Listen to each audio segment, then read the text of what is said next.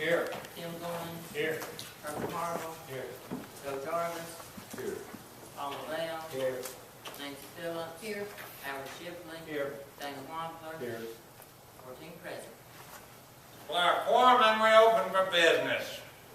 At this time, I would recognize any visitors who would like to come to the podium and say anything. Mr. Perkins, please come forward. I'm Roger Perky. I'm semi-retired CPA that's native to Hamblen County. My people, my grandfather used to say what you said, his name was Charlie Perky years ago, and my uncle used to be tax assessor here. I used to be county auditor, city auditor, run reports to this court. Today, the reason I come is I want to bring encouragement to you. When I leave, I hope you've heard that. Several weeks ago, I read an article in a paper that said that only 16.9% of our high school graduates were college ready. And in my math mind, that means 5 out of 6 are not ready. And that has really worked on me.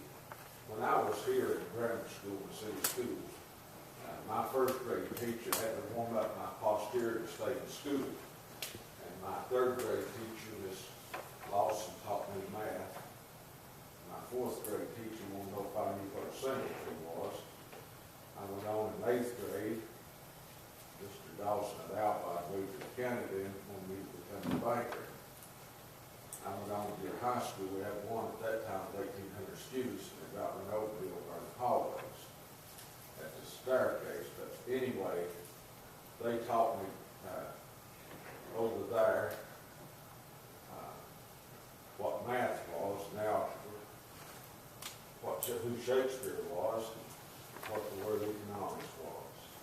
I went out of here to college, not with the best grades, but with all my dad's desire to take the opportunity we had and try to do something with it. We didn't have money, so we couldn't go to college or other prep schools. We stayed here. And my team went on, I went on my way to Tennessee Tech. 4 years later, we graduated on a Saturday morning together. He became a civil engineer, and I became an accountant. I wanted to work for a Ford Motor Company because they'd given me Lincoln here. But my professors cared and they told me to change directions. And they did my junior year at public accounting. And I've been there ever since. Now, the point I want to make to you is that my career was stirred by opportunity and by quality. Somebody cared for me. Somebody on this commission funded that care. And somebody in these schools brought the quality to me so that I would have the opportunity as a poor boy living on the farm on Great Seabury to do something. My greatest fear today, if we let the quality of our education continue to skip, and this 5 out of 6 continues that are not college ready, that the kids that go to the farm can't work the tractor, they can't work the drill, they won't know what kind of fertilizer to put on the ground. They won't know anything to deal with the marketplace they're going to have to deal with. And that's where I come from as a child on the farm. I have clients today. I have a client with 10,000 acres of farmland. He only owns the biggest John Deere that they have. He only owns the biggest grain drill that they have. He only owns the biggest spray that they have. And his people cannot operate it unless they're educated. In my business as a county, my doctor clients and others, they would only come here having had quality educations.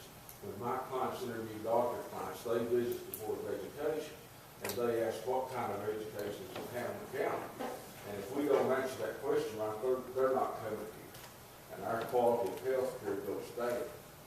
So quality of education affects all of us. And the reason I come today is I have 2 precious grandchildren that somebody in your sleep I want to know will guarantee them a quality education funded properly. And the past and all of the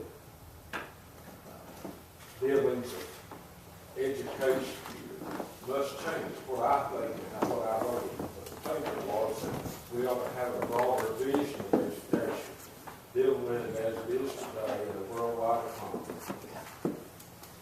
Dealing with financing of it that will meet the challenge of having a stronger curriculum, better quality staff and higher pay, better facilities from kindergarten on up, and I know you spend a lot of time on facilities. But this is something we have got to reach beyond what we're at. But in a status quo budget will not get us there. The fear in Hamblen County to raise property taxes where education is a myth. That's a myth.